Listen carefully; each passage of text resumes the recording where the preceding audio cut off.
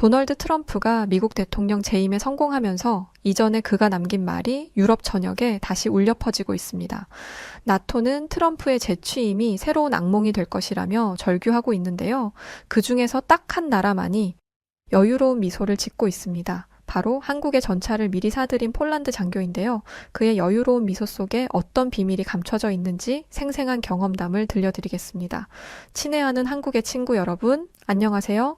먼저 이 편지를 통해 여러분께 인사를 드릴 수 있어 영광입니다.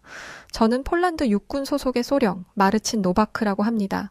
현재 폴란드의 한 기갑사단의 기갑대대를 지휘하고 있으며 나토 훈련과 국방 현대화 프로젝트에서도 중요한 역할을 맡고 있죠. 그런 제가 왜 사연을 보냈나 궁금하실 텐데요.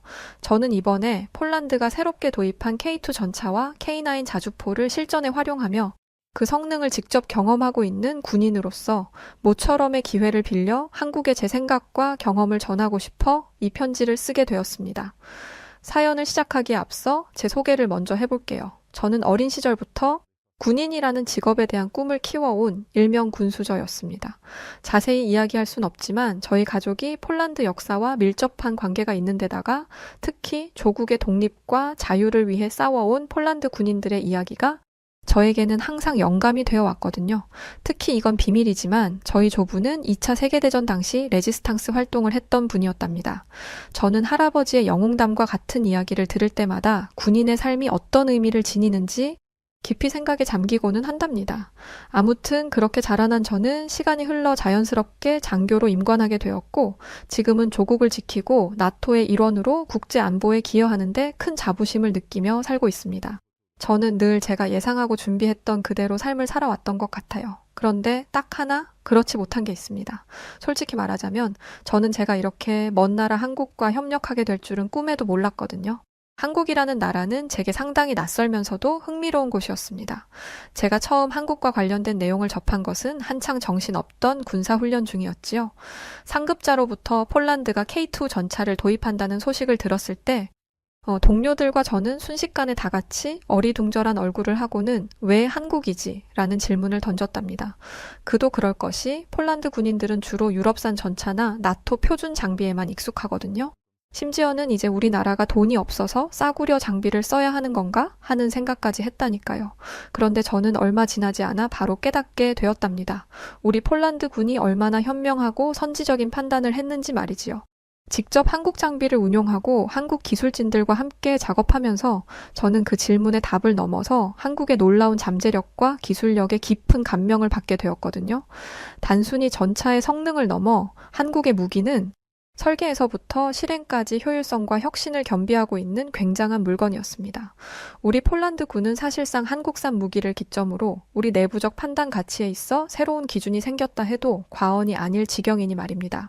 저는 이 편지를 통해 한국의 방위산업과 기술력이 우리의 삶에 어떤 변화를 가져왔는지, 그리고 제가 이 과정에서 어떤 깨달음을 얻었는지 입이 닳도록 자랑하고 싶은 마음뿐이랍니다.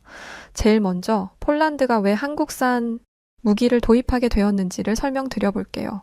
폴란드는 러시아의 위협이 실질적으로 다가온 이후 안보 전략에 대대적인 변화가 필요한 상황을 맞이하게 되었습니다. 더 이상 과거의 방식에 얽매일 수 없었고 이대로는 살아남을 수 없을 거라는 위기감이 들고 있었죠. 폴란드는 작고도 평화로운 나라이기 때문에 위기가 눈앞에 닥쳐도 그 위기를 제대로 볼 줄 아는 사람이 별로 없습니다. 하지만 우리 군에서는 달랐죠. 위기감을 느끼지 못하는 국민들을 우매하다고 생각했냐고 묻는다면 절대 그렇지 않습니다. 군의 역할이 그런 거니까요. 국민들이 위기감을 느끼지 못하고 안전한 울타리 속에서 편안한 밤을 보내게 하는 것 말입니다. 그걸 위해 우리 폴란드군은 현대화된 군사 장비, 빠른 대응력, 그리고 장기적인 동맹 관계를 고려한 전략적 선택을 해야만 하는 시점을 맞이하고 있었죠. 그러던 중 폴란드군의 상부에서 현실적인 안보 대책에 도움이 될 만한 나라를 선정하게 되었는데 그게 바로 한국이었어요. 그리고 폴란드가 선택한 한국과의 협력 전략에서 그 첫 결과물로 등장한 것이 바로 K2 전차와 K9 자주포였습니다. 사실 K2 전차라는 이름을 몇 번 들어보긴 했었던 것 같아요. 그렇다고 자세히 알지는 못했기 때문에 저는 사실 별로 내키지 않아 하는 마음이 더 크긴 했었습니다. 아무래도 너무 뜬금없는 동양인들의 무기라니 왠지 약할 것 같은 인상이 있었거든요. 그런데 실제로 본 전차는 제 예상과는 상당히 다른 모습이었습니다. 이렇게 말하면 과장이라고 생각하실 수 있겠지만 K2 전차는 그 자체로 하나의 예술품에 가까웠어요. 처음 이 전차를 운용했을 때 저와 같이 의구심을 가지고 있던 우리 부대원들은 모두 하나같이 기동성과 안정성에 그만 혀를 내두르고 말았습니다. 높낮이가 심하고 땅이 거칠은 폴란드의 다양한 지형 조건에서 K2 전차는 마치 지형을 읽는 듯한 능력을 보여주는 느낌이었거든요. 특히 수동형과 장치는 전차를 자유롭게 기울일 수 있게 되어 있어 경사로를 올라가거나 적의 포격을 회피하기에도 탁월하다는 인상을 주었어요. 저는 훈련장에서 이 전차가 진흙탕을 마치 구름 위인 것, 마냥 빠져나오는 모습을 보고 그 순간 비로소 왜 우리가 한국산 장비를 도입했는지 확신할 수 있었습니다. 물론 K9 자주포 또한 빼놓을 수 없죠. 포병의 심장이라고 불릴 정도로 K9은 정확성과 속도 면에서 군의 사기를 단번에 끌어올렸거든요. 기존의 자주포는 사격 후 재장전이 상당히 오래 걸렸고 목표물을 겨냥하기까지도 시간이 소요되는 것이 단점인 헤비한 무기였습니다. 그런데 K9은 강력한 사거리와 자동 사격 통제 시스템으로 적의 대응 시간을 최소화하면서 그 부담감을 확연히 줄여주었죠. 처음 K9의 연사 속도를 보았을 때 이 정도면 전장에서 시간을 다투는 상황에서 적을 압도할 수 있겠다는 자신감이 생기더라고요. 마치 게임 속에서 비싼 아이템을 얻은 어린아이 마냥 저는 마음이 들뜨고 잔뜩 신이 나기까지 했습니다. 하지만 단순히 무기의 성능만 뛰어난 것도 아니었습니다. 제가 한국 무기에 대해 가장 감명받은 점은 바로 효율성과 실용성이었어요. 한국의 장비는 투박한 유럽의 장비들과 달리 동양인들 특유의 섬세함이 깃들여져 있어 장비의 설계부터 전장 환경에서 어떻게 효율적으로 사용할지를 치열하게 고민한 흔적을 느낄 수 있었어요. 모든 디테일이 사용자의 편의성과 실제 작전을 중심으로 최적화되어 있다는 것을 알 수 있었죠. 그뿐만 아니라 한국의 기술진들 역시도 협력 과정에서 항상 신속하고 유연하게 대응해 주었다는 점이 제게는 꽤나 강렬하고 긍정적인 인상으로 남았습니다. K2 전차가 처음 폴란드에 도착했을 때 한국의 기술진들이 직접 우리 부대에 배치되어 장비 운용과 유지 보수를 지원해 주었었거든요. 제가 만났던 그 한국인들은 단순히 기술자들이 아니었습니다. 그들은 보수적인 폴란드 군인들의 새로운 장비에 대한 두려움을 없애준 데다가 새로운 가능성에 대한 확신을 심어준 동료이자 조력자라고 할 수 있을 만큼 큰 역할을 해주었어요. 저는 폴란드가 한국산 무기를 도입한 것이 단순히 비용 대 효율성의 문제를 넘어 전략적 미래를 내다본 현명한 선택이었다고 생각해요. 그리고 폴란드와 한국의 협력이 방산을 넘어 서로의 문화를 배우고 이해하는 더 큰 교류의 시작이 되어주었다고 생각합니다. 일단 저부터가 한국에 대해 너무 좋은 인상을 갖게 되었으니까요. 이렇게 무기에 대한 이야기를 하자니 떠오르는 사건이 있습니다. 바로 제가 연합국가들과의 모의 훈련에 참여했을 때의 이야기인데요. 꽤나 최근 이야기예요. 그날의 훈련은 언제나 그렇듯 치열하고 긴장감이 넘쳤습니다. 그런데 이번 훈련은 특히 더 중요했죠. 유럽 내 주요 국가의 군사 장교들이 모여 실전과 같은 상황을 시뮬레이션하며 여러 나라의 다국적 부대가 협력해 가상의 적을 상대로 작전을 수행하는 훈련이었거든요. 지금 실제로 러시아와 우크라이나가 전쟁을 하고 있는 중인 만큼 최근의 훈련은 매번 실전과도 같은 긴장감을 주고 있답니다. 무튼 그런 긴장감 속에서 저는 이번 훈련 중 폴란드 부대의 지휘를 맡아 K2 전차와 함께 고지를 점령하는 임무를 수행하게 되었어요. 그런데 훈련이 시작되기 전 브리핑룸에서 사건이 터졌습니다. 작전 계획을 설명하던 도중 독일군 장교 중 한 명이 손을 들더니 딴지를 거는 게 아니겠어요? 폴란드가 한국 전차를 사용하는 게 이번 작전에서 최적의 선택인지 의문이라고 말이죠. 한국 전차가 유럽 전장의 특수한 환경에서 충분히 검증되었는지 꽤나 의심이 되는 데다가 유럽의 전통적인 지형에서는 독일 전차가 항상 최적이라는 건 다 아는 사실인데 왜 갑자기 불필요한 리스크를 감수하려고 하는 건지 이해할 수 없다고 말하더라고요. 하여간 독일 놈들의 무기 자존심이란 그 녀석의 말투는 정중했지만 그 표정과 어조는 꽤나 싸늘했어요. 방 안의 분위기가 묘하게 굳어졌습니다. 저는 순간 화가 치밀어 올랐지만 괜시리 여기서 다른 나라의 장교와 불필요한 언쟁을 일으키기보다는 직접 눈으로 보여줘야겠다는 생각이 들었습니다. 제가 백날 설명해봐야 입만 아프지 그냥 제가 가진 한국 전차가 알아서 녀석에게 본때를 보여주리라는 믿음이 있었거든요. 저는 간단하게 그저 우리 폴란드군이 충분한 검토 끝에 도입한 것이라는 말만 남긴 채 우선 작전을 진행해달라 그에게 요청했습니다. 그는 어쩔 수 없다는 듯 고개는 끄덕였지만 여전히 마음에 들지 않는 표정이었어요. 하지만 아무래도 상관없었습니다. 저 녀석도 놀라게 되겠지라는 자신감이 있었으니까요. 훈련이 시작되고 제 예상처럼 폴란드 부대는 K2 전차를 이끈 채 누구보다 위풍당당하게 고지 점령에 앞장서기 시작했습니다. 고지는 가파른 경사와 진흙으로 뒤덮여 많은 차량들이 지나가기에 어려운 지형이었어요. 하지만 이미 먼저 한국의 전차를 타봤던 경험자로서 저는 그 정도 지형에 이 전차가 넘어가지 않으리라는 것이 이미 머릿속에 계산되었기 때문에 고민 없이 그 길에 올랐어요. 독일 부대는 우회로를 타지 않는 저희를 보더니 잠시 당황하는 듯 하다가 이내 똑같이 저희 옆에 바싹 붙어 고지로 접근하기 시작했습니다.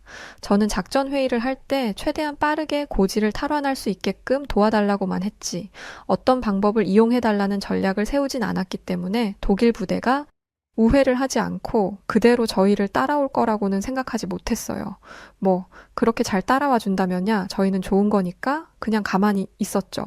하지만 역시나 그 엉망진창이고 좁은 진흙길을 오르는 것은 쉬운 일이 아니었습니다. 독일 부대의 전차는 몇 번이고 미끄러지고 경로가 돌아가 버리며 난항을 겪고 있는 것 같았어요. 저는 독일 부대에 연락해 차량을 우회하라 했지만 그들은 저희가 미끄러지지 않고 가고 있으니 그 길을 그대로 뒤따라오겠다고만 하더군요. 하지만 소용없는 일이었습니다. 저희가 똑바로 갈 수 있었던 이유는 길이 고왔던 것이 아니라 저희 전차가 탁월한 성능을 지녔기 때문이었으니까요. 그의 고집에 저는 그저 한숨을 내쉴 뿐이었습니다. 독일 부대는 점차 뒤처지기 시작했습니다. 다른 전차들도 마찬가지였죠. 반면 K2 전차를 앞세운 우리 폴란드 부대는 예상보다도 훨씬 빠르게 진흙 지형을 돌파하기 시작했어요. 수동현가 장치 덕분에 경사로를 자유롭게 오르내릴 수 있었던 게 굉장한 장점이었고 이런 유연성이 진흙탕에서도 놀라운 안정성을 유지하는데 큰 역할을 해주고 있었습니다. 마지막 하이라이트로는 K2 전차의 정밀한 포격으로 고지에 배치된 가상의 적군 포병대를 무력화하는 게 최고의 명장면이었어요. 꽤나 짜릿한 훈련이었습니다. 훈련 종료 후 결과가 발표되었을 때 모든 참가자들의 얼굴에서 놀란 기색을 보는 것 역시도 솔직히 재미있는 광경이었죠. 폴란드 부대가 가장 짧은 시간 안에 목표를 완수하며 작전을 성공적으로 마무리했거든요. 유럽 내에서도 꽤 약체로 평가받던 우리 폴란드 부대가 말이에요. 그때의 기분이란 이게 군인이지 싶더군요. 그런데 제일 의외였던 건 그 이후였습니다. 훈련이 끝나고 그 독일 장교가 저를 찾아왔던 거였어요. 그의 표정에는 이전의 회의적인 태도는 전혀 찾아볼 수 없었죠. 그는 제게 이번 훈련이 정말 인상적이었다고 말하면서 아까 자신의 발언과 태도에 대해 사과하고 싶다고 말하더군요.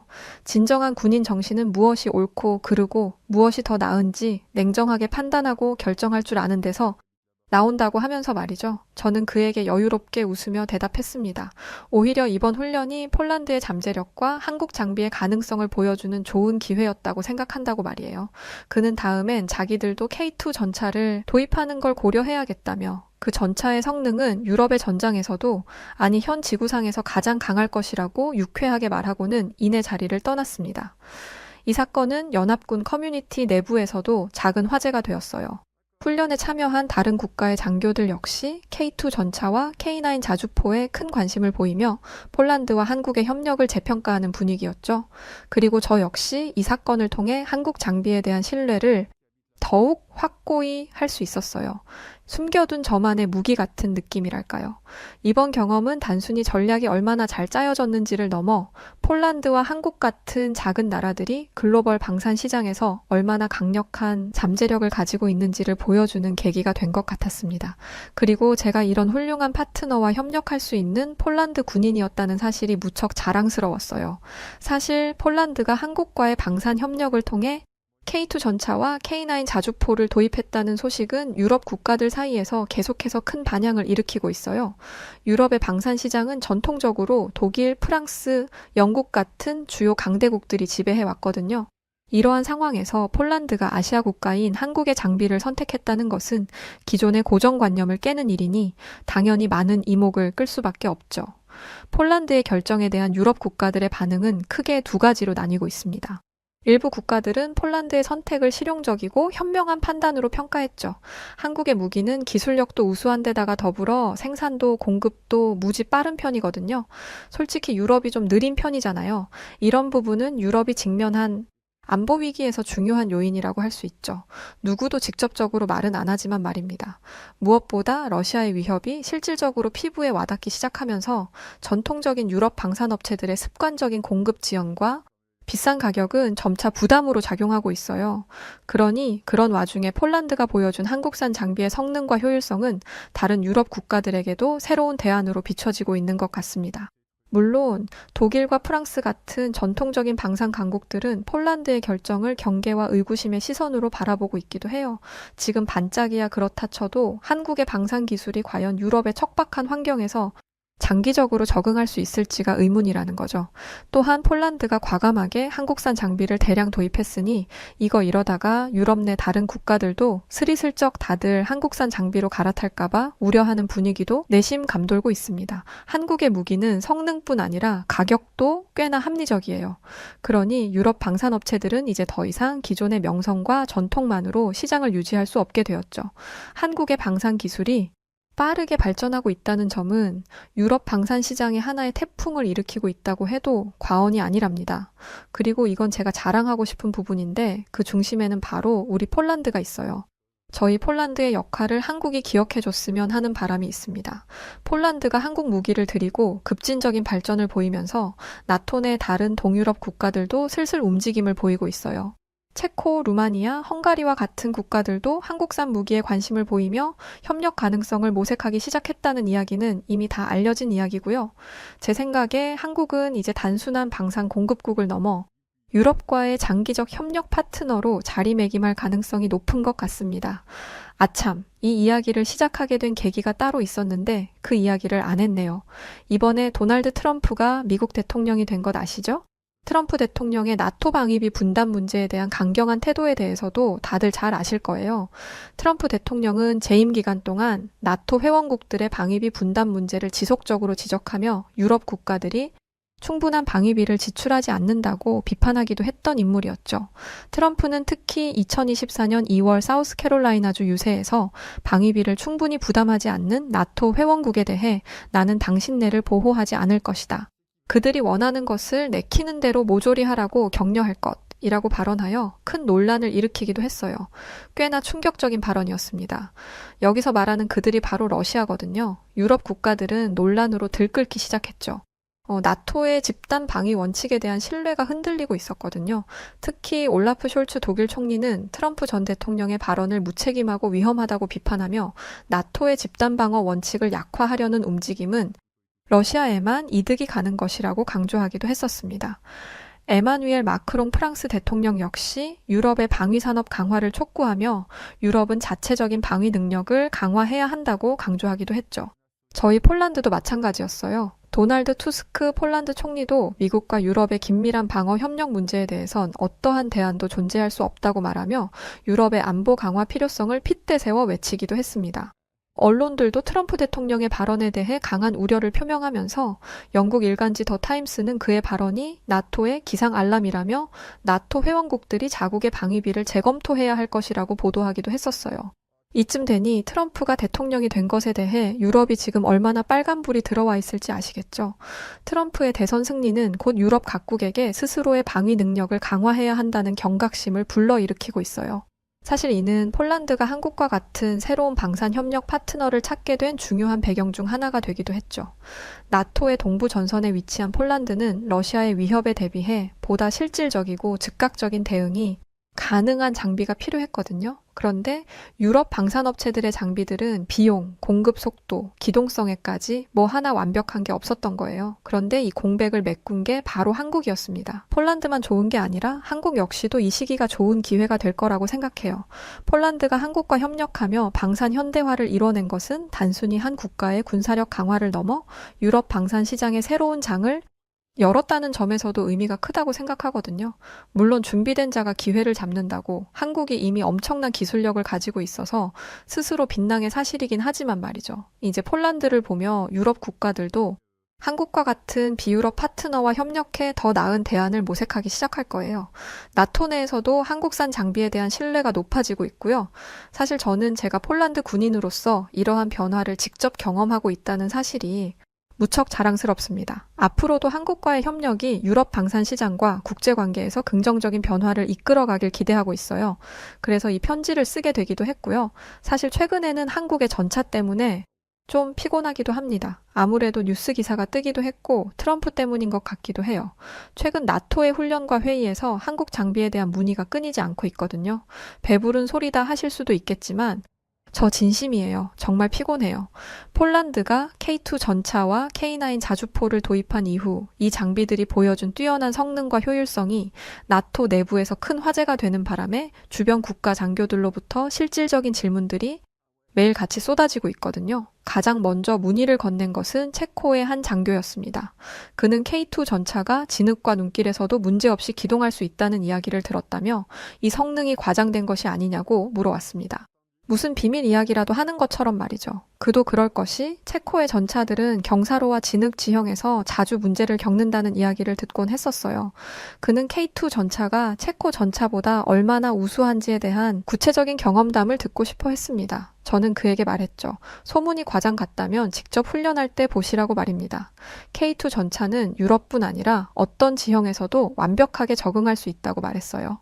그는 K9 자주포의 성능이 나토 기준을 훨씬 상회한다는 이야기를 들었다며 이 자주포가 효과적으로 작동할 수 있을지 궁금해하더군요. 그는 K9 자주포의 강력한 사거리와 자동 사격 통제 시스템이 험악한 전장을 견뎌낼 수 있을지 의문이라고 했습니다. 저는 코웃음을 치며 말했어요. K2 전차를 탄 이후 저는 그런 고민을 해본 적도 없다고 말이에요. K2 전차는 항상 평지에서처럼 정확한 포격과 안정성을 유지한다고 말해주었죠. 사실이었으니까요. 그는 제 말에 어이가 없는 듯 고개를 갸웃댔어요. 제가 괜히 큰 소리를 치는 게 아닌지 아마 궁금했던 것 같았죠. 저는 그에게 의심된다면 굳이 한국의 전차를 사용하지 말라고 했어요. 저 혼자만 쓰고 싶었거든요. 이후 독일의 한 장교가 나서더니 이번엔 한국 장비가 아무리 좋다 해도 결국엔 유럽 기술진을 따라올 수 없지 않냐고 물었습니다. 아무래도 언어적인 문제도 있고 지리상도 워낙 멀리 있으니까 현장 지원 체계가 허술할 수밖에 없지 않겠냐면서 말이에요. 그는 한국 기술진이 실제 훈련과 작전에서 얼마나 신속하고 효율적으로 대응할 수 있을지, 문제 발생 시 해결 속도가 빨라봤자 얼마나 빠를 수 있을지 등에 대해 침을 튀기며 제게 문제를 제기해댔어요. 독일은 전통적으로 기술 지원 체계를 매우 중요하게 여기는 나라였거든요. 아무래도 이 질문으로 한국 장비의 총체적인 신뢰성을 깎아내리고 자신들의 입지를 올리려는 것 같았어요. 독일 장교는 여전히 유럽 방산 시장에서 독일 장비가 표준으로 자리 잡고 있다며 한국 장비는 사실 오래 갈 수가 없다고 큰 소리를 치기까지 했어요. 사실 그런 글을 보고 있자니 제 스스로가 놀라운 마음이 들었습니다. 옛날엔 내가 왜 저들을 멋지다고 생각했을까 하는 생각이 들었거든요. 지금의 그들은 어떻게든 지푸라기라도 붙들고 있으려고 애를 쓰는 듯한 모습으로밖에 안 보였어요. 이제 대세는 넘어가고 있는데 말이죠. 이렇게 수많은 논의는 우리 폴란드군의 실제 경험담이 퍼져나가고 나서야 어느 정도 정리가 되었습니다. 제가 훈련에서 경험한 K2 전차와 K9 자주포의 성능을 설명하며 한국 장비가 유럽 환경에서도 뛰어난 적응력을 보여준 사례를 공유했고 주변 장교들은 그동안의 의구심을 내려놓고 관심을 보이기 시작했거든요. 이처럼 나토 내부에서 한국 장비에 대한 관심은 이제 단순히 호기심의 차원을 넘어 실질적인 도입 검토 단계로 나아가고 있습니다. 체코, 루마니아, 헝가리와 같은 동유럽 국가들뿐만 아니라 독일과 같은 전통적인 방산 강국들까지도 한국산 장비에 대해 주목하고 있다는 점은 한국이 글로벌 방산 시장에서 신뢰받는 협력 파트너로 자리 잡아가고 있음을 보여주는 것 같아요. 군인으로 살면서 사실 그 어느 때보다 주목받고 가장 스펙타클한 시간을 보내고 있는 요즘 이 모든 경험은 제게 군인의 삶이란 단순히 조국을 방어하는 것을 넘어 새로운 가능성과 협력의 가치를 발견하는 것임을 깨닫게 해주는 시간이 된 것 같아요. 한국 장비를 통해 우리는 기술적 우위를 경험했을 뿐 아니라 미래를 향한 가능성과 새로운 도약의 불꽃을 발견할 수 있었고 저는 이 협력을 통해 폴란드가 나토 내에서 새로운 역할을 맡게 되었음을 자랑스럽게 생각하며 앞으로도 한국이 부디 저희에게 계속해서 멋진 무기를 수출해 주시기를 바라고 있습니다. 마지막으로 저는 한국의 국민과 방산업계가 이룩한 성과에 진심으로 경의를 표합니다. 여러분의 기술력과 협력 정신은 오늘날 세계가 직면한 도전 속에서 빛을 발하고 있으며 폴란드와 같은 나라들의 새로운 희망을 제시하고 있다는 점을 잊지 말아주세요. 앞으로도 한국과 폴란드가 함께 만들어갈 미래가 더욱 밝고 견고해지기를 기대하며 이만 글을 마칩니다. 자랑스러운 폴란드 육군 마르친 노바크 소령 올림. 안녕하세요. 여우튜브 송은지입니다. 여우튜브와 협업 중인 KS 오토플랜 소개를 잠시 하려고 해요. KS 오토플랜은 취약계층을 돕는 선한 기업입니다. 사회에 도움을 주는 기업과의 협업은 언제든 환영하죠. 구독자분들에게 저렴한 가격으로 차량을 렌트하실 수 있는 혜택을 드리기로 했답니다. 취득세, 자동차세, 정비비용, 보험료까지 모두 KS 오토플랜이 책임지니 월 저렴한 비용만 내시고 차량을 이용하시면 됩니다. 차량 구매, 장기 렌트, 단기 렌트 모두 다 가능하니까 언제든 차량이 필요할 땐 선한 기업 KS 오토플랜을 이용해보세요. 많은 분들이 이용해 주신다면 취약 계층에 있는 어려운 분들에게도 좋고 이용하시는 분들도 좋고 모두가 다 같이 좋은 일이라고 생각된답니다. 고정 댓글에 이용 방법과 구독자분들의 다양한 혜택 확인하시도록 남겨두겠습니다. 감사합니다. 미국 노스캐롤라 주립대학의 한 강의장에서 해외 여러 나라에서 왔던 학생들이 웅성거리기 시작합니다. 그런데 한국에서 왔던 한 여성은 강의장에서 큰 충격을 받고 뭔가를 준비하기 시작하는데요. 이내 이 한국인 여성으로 인해 대학에 있던 모든 학생들이 끝이 보이지 않는 긴 줄을 서기 시작했고 그 모습을 지켜보던 또 다른 여성은 그 자리에 주저앉아 눈물까지 흘리고 맙니다.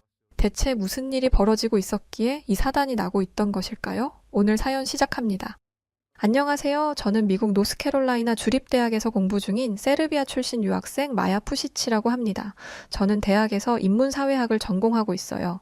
제 이야기를 하기에 앞서 제 나라 세르비아에 대한 이야기를 먼저 하자면 세르비아는 동유럽에 속한 나라이지만 유럽에서 가장 못 사는 나라이기도 합니다.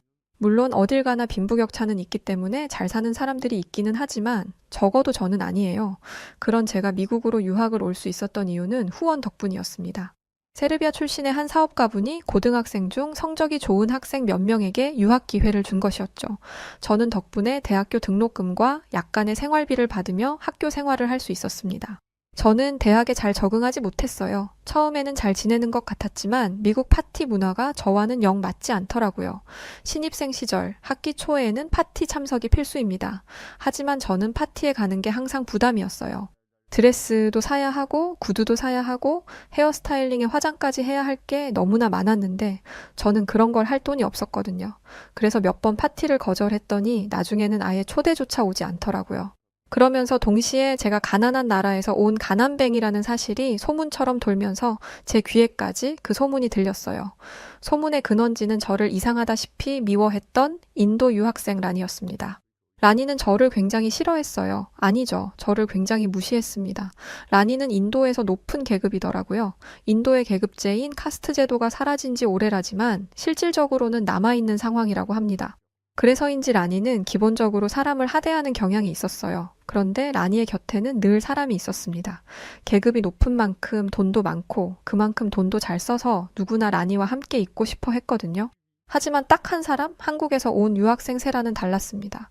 세라는 저와 다른 과였기 때문에 1학년 때는 모르고 지내다가 2학년이 되어서 함께 교양 강의를 들으며 서로의 존재를 알게 되었어요. 세라는 어딜 가든 눈에 띄는 학생이었습니다. 다른 한국인들이 그렇듯 성적은 최상위권이었지만 범생이스러운 이미지는 없었어요. 놀 때는 또 화끈하게 노는 친구였죠. 누구나 세라와 친해지고 싶어 했습니다. 저를 그렇게 괴롭히고 동양인을 차별하던 인도인 라니조차도 말입니다. 그랬던 세라가 어느 날 제게 말을 걸었어요. 오늘 저녁에 함께 공부를 하는 게 어떻냐면서요. 저는 얼떨떨했습니다.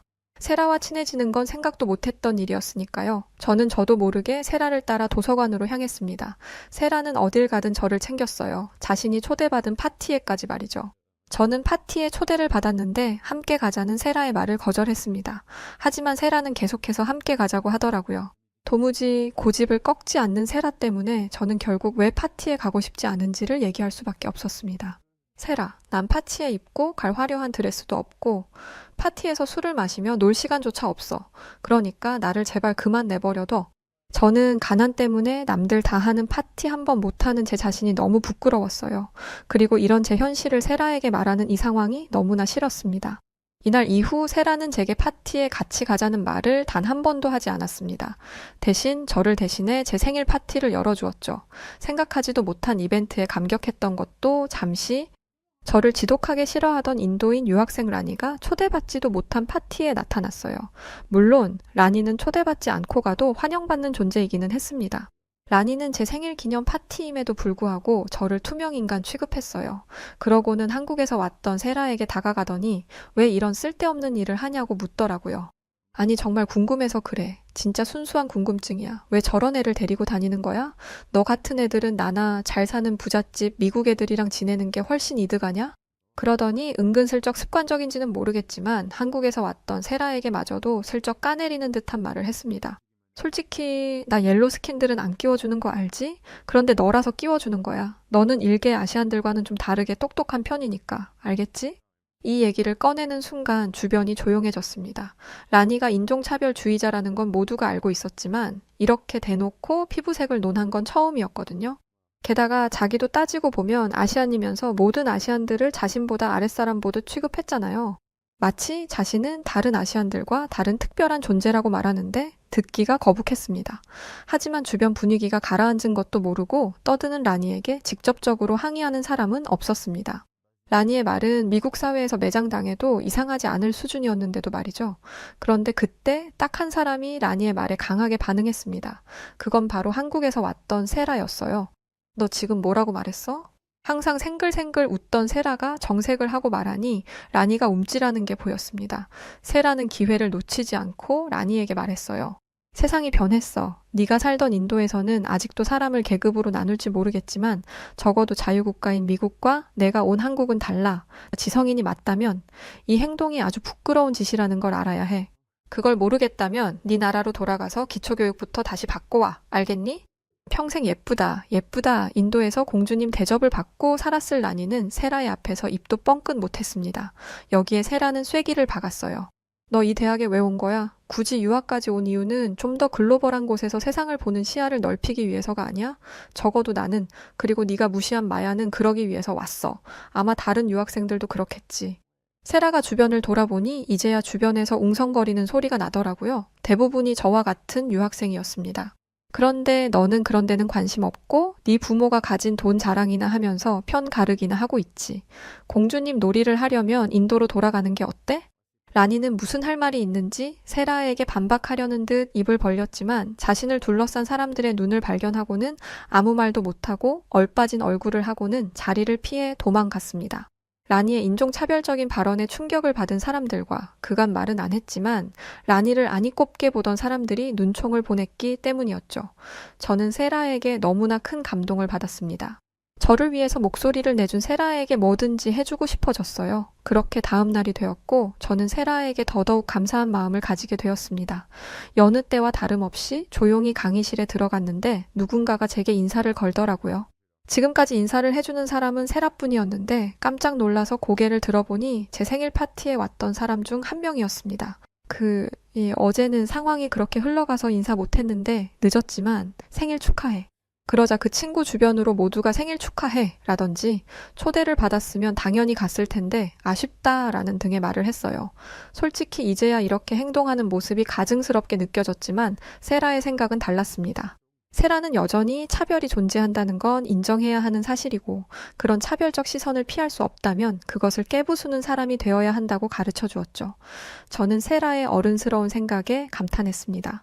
그리고 세라와 함께 하는 것이 무조건 이득이라는 걸 확실히 깨달았죠. 그렇게 학업과 아르바이트를 병행하며 공부를 하고 있는데 고향인 세르비아에서 안 좋은 소식이 전해졌어요.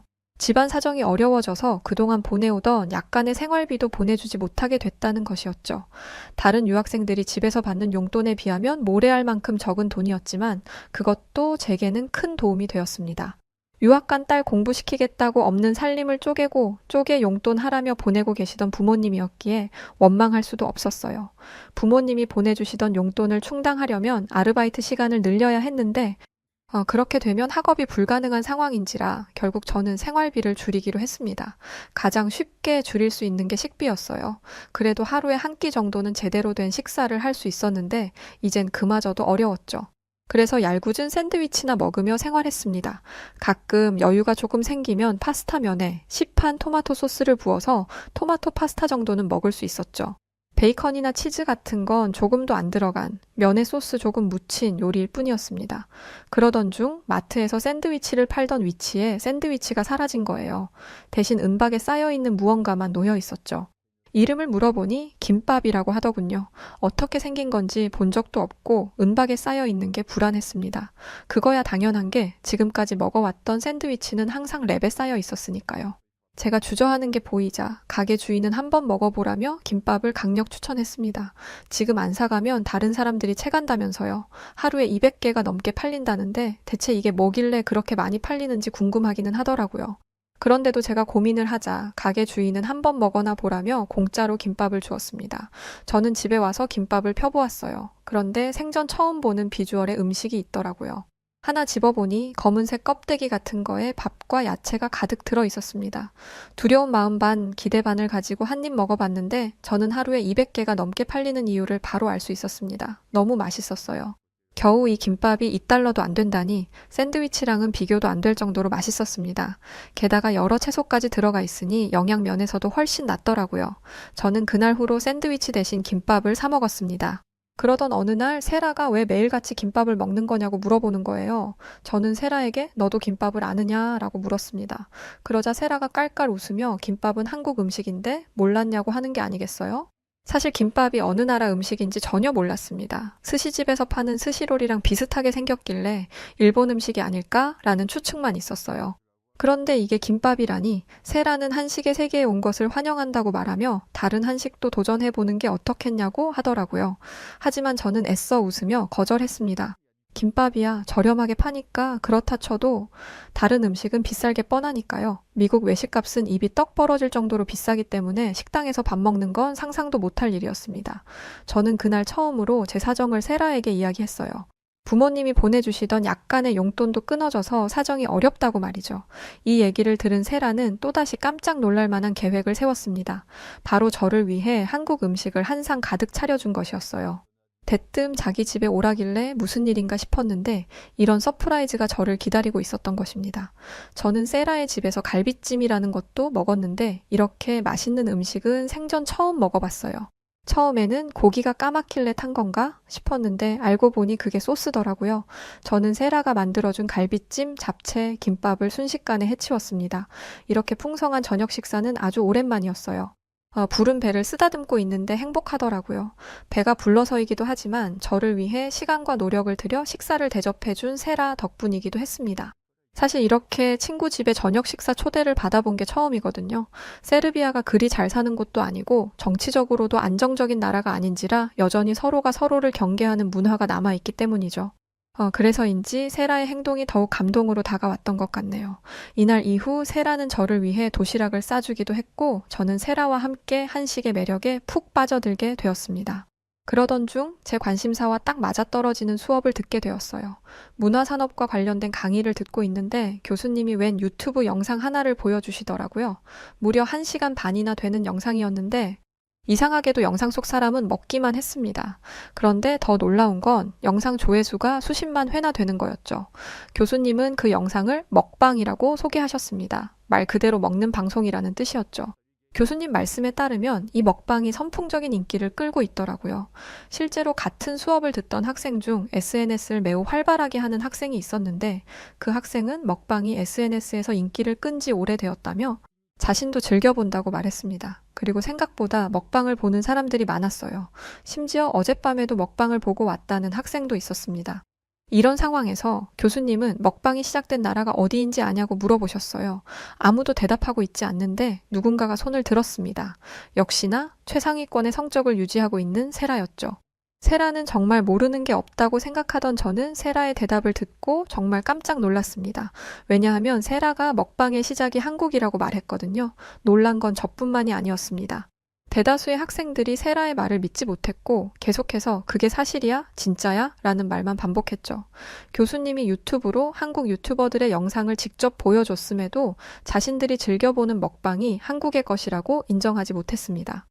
교수님은 이 상황을 지켜보면서 이게 바로 우리가 고쳐야 할 문제라고 말씀하셨어요.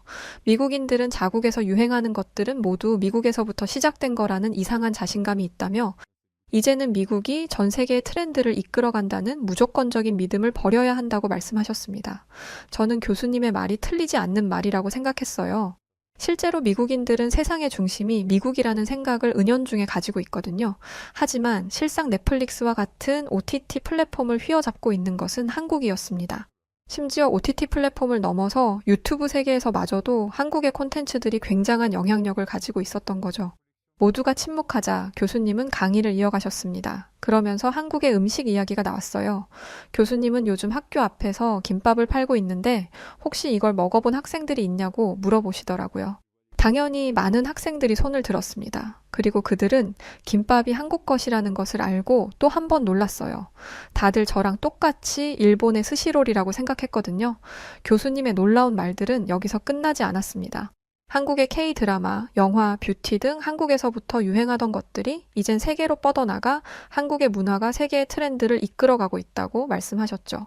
교수님이 PPT로 직접 보여주신 증거들은 모두가 수긍할 수밖에 없는 객관적이고 현실적인 자료들이었어요. 그래서 학생들 모두 교수님의 말에 반박하지 않았습니다. 특히 IT 쪽은 이미 세계를 휘어잡고 있다는 말에 모두가 고개를 끄덕였습니다. 저는 한국이 문화산업 쪽에서만 경쟁력 있는 줄 알았는데 아니었더라고요. 그런데 딱 한 사람, 인도에서 온 라니만 교수님의 말에 한마디 던졌습니다. IT 업계 얘기가 나와서 하는 말인데 IT를 논하는데 인도가 빠질 수 없다면서 말이죠. 그러자 교수님은 라니가 반박할 수 없는 자료로 라니의 길을 확 죽여버리셨습니다. 인도의 IT 강하죠. 인도 역시도 IT 강국이 맞습니다. 하지만 학생이 놓치고 있는 게 하나 있네요. 학생이 걸고 넘어진 IT는 한국이 가지고 있는 수많은 장점 중에 단 하나일 뿐입니다. 그러자 라니는 지지 않고 교수님의 의견에 반박했습니다. 교수님에게조차 무례한 말투는 덤이었죠. 수많은 장점이 있으면 뭐 해요? 한국은 인도에 비해 인구수도 턱없이 부족하고 자원도 부족하지 않나요? 지금 한국은 지는 해 아닌가요? 우리 인도는 급상승 중인 나라인데 금방 앞서게 될걸요? 라니는 씩씩거리며 교수님에게 자신의 생각을 내뱉었습니다. 그런데 교수님은 라니의 말에 눈 하나 깜짝 안 하셨고 한마디를 하셨는데 라니는 이 말을 듣고는 강의실을 박차고 나갈 수밖에 없었어요. 뭐 자신의 나라를 좋게 보는 거야 있을 수 있겠죠. 하지만 지금 세계 문화 산업의 핵심은 한국이 맞아요. 인도, 잠재력 높은 나라긴 하지만 아직 멀었습니다. 학생이 한번 말해봐요. 인도의 문화 콘텐츠에 대해서요. 라니가 뛰어나간 뒤 세라를 보았는데 속이 다 시원하다는 표정을 짓고 있더라고요. 이날 강의는 모든 학생들에게 진한 인상을 남겼습니다. 세계 문화를 뒤흔들던 미국의 힘이 약해지고 아시아의 작은 나라인 한국이 세계 문화를 뒤흔들고 있다는 게 충격으로 다가왔던 것이죠. 대부분 미국 태생인 학생들은 이러다간 한국에게 모든 주도권이 넘어가게 생겼다며 앞으로는 미국도 긴장의 끈을 놓아서는 안 된다는 토론을 하기까지 했습니다. 반면 세라는 다른 곳에 집중하고 있었어요. 저에게 이러더라고요. 이렇게 많은 미국인들이 김밥을 일본 음식이라고 생각하는 사람이 많은 줄 몰랐다면서 유튜브만 봐도 한국 것이라는 게 나오는데 어떻게 이럴 수 있냐며 충격받은 듯 했죠. 세라는 뭔가 다짐한 듯 보였습니다. 한국인으로서 미국 문화에 퍼져 있는 한국의 문화를 한국 문화라고 오해 없이 정확하게 소개하는 게 필요하다고 생각했던 모양이었습니다. 그래서 세라가 추진한 것이 바로 학교 축제에서 한국을 주제로 하는 부스를 운영하는 것이었어요. 세라는 직접 한국에서 물건을 배송받아다가 부스를 준비하는 정성까지 보였습니다. 솔직히 이렇게까지 열심히 안 해도 되는데 세라는 이런 일마저도 진심이더라고요. 물론 저도 세라를 열심히 도왔습니다. 세라가 만든 부스에서는 한국 음식 체험하기, 부채 만들기, 한복 입어보기가 있었습니다. 열심히 준비한 덕에 많은 사람들이 관심을 보였고 학생들은 줄까지 서가면서 한국 문화 체험에 열심이었어요. 먹고 마시는 것도 바쁜 축제 기간에 고작 체험 부스에서 줄을 선다? 말도 안 되는 이례적인 일이었습니다. 한복 체험을 한 학생들은 한복의 아름다움에 푹 빠졌다며 왜 이 아름다운 드레스를 판매하지 않는 거냐며 세라에게 하소연을 하기도 했어요. 한국 음식 체험하기를 해본 학생들은 한식처럼 건강해 보이는 음식은 처음 본다며 앞으로는 파스타나 피자 같은 것 말고 한식을 먹어야겠다고도 했죠. 그러면서 저에게로 와서는 귓속말로 이렇게 말하더라고요.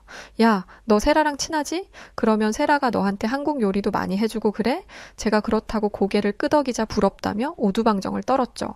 저는 세라가 제 친구라는 것이 너무나 자랑스러웠습니다. 또 동갑이지만 존경스러웠어요. 자신의 나라에 대한 자부심을 가지고 세계 사람들에게 그 문화를 자랑하는 게 결코 쉬운 일은 아니니까요.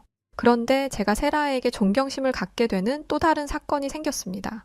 큰 인기를 끌었던 세라의 부스는 축제 기간에 운영되었던 부스 중 최고 금액을 벌어들였습니다.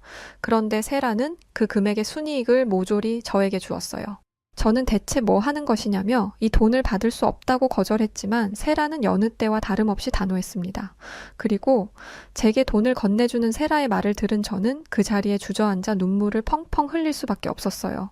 아버지가 일하시다가 다치셨다는 얘기를 우연히 들었어. 일을 못하시는 상황이라 집안 사정이 어려워진 거잖아. 큰 돈은 아니지만 이게 도움이 됐으면 좋겠어. 꼭 받아줘. 내가 이 부스를 운영한 건 한국 문화를 알리기 위함이기도 하지만 마야 너를 위해서이기도 해. 한국에서는 함께 밥을 먹는 사람을 한솥밥 먹는 식구라고 이야기하는데 너는 이미 나에게 가족이고 소중한 벗이야. 이 말을 듣는데 어떻게 감격하지 않을 수 있겠어요. 사실 제 아버지가 일하시는 공장에서 화재가 나서 아버지는 피부 이식까지 받는 큰 수술을 하셔야 했어요. 세르비아는 아직 노동자에 대한 보호가 제대로 이루어지지 않아서 아버지는 회사로부터 그렇다 할 보상도 받지 못하셨습니다. 그래서 어머니가 아버지의 수술비와 병원비, 두 동생의 생활비까지 모두 책임지고 있으셨던 거예요. 세라는 얼마 안 되는 돈이라고 했지만 그 돈은 저희 가족의 2달 생활비와 맞먹는 수준이었습니다. 세라는 저를 도운 것뿐만 아니라 제 가족들의 생계까지 도와준 것이었어요. 세라의 도움 덕분에 어머니는 숨통이 트였다고 하셨고 덕분에 저희 가족은 생각보다 일찍 안정적인 생활을 되찾을 수 있었습니다. 아버지의 회복이 빨랐다는 점도 큰 영향을 주었지만 세라의 도움이 파랄이었어요. 저는 원수는 잊어도 은혜는 잊지 말라는 말을 항상 마음에 새기면서 살아왔습니다. 세라를 만난 이후 저는 세라에게 도움만 받았고 은혜 입은 사람이 되었어요. 저는 처음 세라를 만났을 때 다짐했던 대로 세라를 위해서라면 무엇이든지 하려고 합니다. 물론 세라는 친구끼리 뭘 그러냐고 하겠지만 말이죠. 사실 대학에서 한국 부스를 준비하고 세라와 부스를 운영하고 있을 때 세라에게 왜 이렇게까지 열심히 한국을 홍보하냐고 물어본 적이 있었습니다. 그때 세라가 했던 이야기가 정말 머리에 깊게 남아있어요. 세라는 저에게 이렇게 말했습니다. 프랑스는 프랑스가 미식의 나라라는 점을 아주 오랜 세월에 걸쳐 이미지 메이킹을 했었어.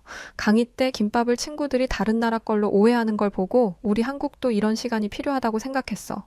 그리고 한국의 좋은 것들을 경험한 사람들은 본고장에 대해 궁금해하기 마련이잖아? 난 그 부분을 공략하려고 생각한 거야. 세라에 대해서는 모르는 게 없다고 생각했는데 세라는 항상 제 예상과 기대를 깨뜨리는 구석이 있었습니다. 세라는 자신의 미래에 대한 확신도 있었어요. 나는 문화 콘텐츠를 제작하는 일을 할 거야. 그리고 지금 하는 일은 미래에 내가 할 일의 밑거름이 되어줄 거고 사람들에게 필요한 콘텐츠가 무엇인지 정확하게 파악해서 앞으로 내가 해야 할 일을 찾아내려고 해. 이렇게 좋은 영향을 주는 친구를 제 인생에서 또 찾을 수 있을까요? 저는 자연스럽게 제 나라 세르비아를 생각해 보게 되었습니다. 세르비아는 여러모로 혼란스러운 시기를 겪고 있어요. 세라를 통해 들어보니 한국도 식민지 시절과 같은 등의 혼란스러운 시기가 있었더라고요. 그런데 그것을 지혜롭게 극복했다고 했습니다. 저는 저희 세르비아도 한국처럼 이 어려운 시기를 극복해낼 수 있으리라는 희망을 가지게 되었어요. 그리고 세르비아의 문화가 세계적으로 인정받을 수 있게 되는데 힘쓰는 사람이 되어야겠다는 다짐도 하게 되었습니다. 세라처럼 말이죠. 제 가장 소중한 친구 세라는 한국인입니다. 사실 저는 한국에 대해서 잘 모릅니다. 얼마나 대단하고 훌륭한 나라인지 가본 적도 없는 나라이기에 잘 모르죠. 하지만 제 친구 세라는 세상 그 어떤 아이들보다 강한 아이였고 그 어떤 아이들보다 세상을 포용할 수 있는 마인드를 가진 친구였습니다. 그리고 세라의 몸에는 한국의 피가 흐르고 있죠. 저는 동갑내기 친구이지만 세라를 통해 더 많은 것들을 눈으로 보고 배워가려고 합니다. 네, 오늘 사연은 여기까지입니다. 세라가 정말 너무 대견하네요. 먼 미국에서 한국의 문화를 제대로 각인시키기 위해서 부스까지 열고 말이죠. 사연 보내주신 마야씨, 앞으로도 세라와 함께 평생 친구하시면서 행복한 날들만 있길 응원합니다. 자, 그럼 오늘 사연 어떻게 들으셨나요? 오늘 사연이 재미있으셨다면 구독과 좋아요, 알림 설정 부탁드리고요.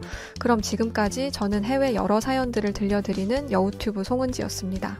영상 끝까지 시청해주신 모든 분들 고맙습니다. 그리고 우리 구독자분들 감사드리고 사랑합니다. 당신만의